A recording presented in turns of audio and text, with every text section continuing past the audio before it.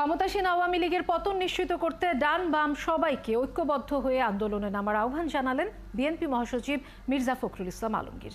বিপ্লবী ওয়ার্কার্স পার্টির 20তম প্রতিষ্ঠাবার্ষিকীর মতবিনিময় সভায় দলগুলোর নেতারা জানান, দ্রুতই একক কর্মসূচি নিয়ে তারা সরকার বিরোধী আন্দোলনে নামবেন।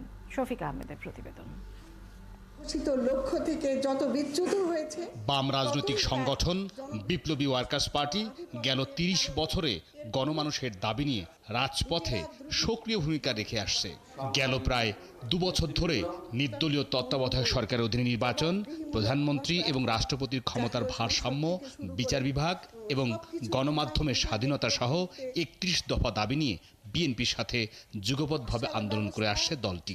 তাদের প্রতিষ্ঠাবার্ষিকী উপলক্ষে মতবিনিময় সভায় অংশ নেন বিএনপির মহাসচিব সহ বেশ কয়েকটি রাজনৈতিক দলের নেতারা।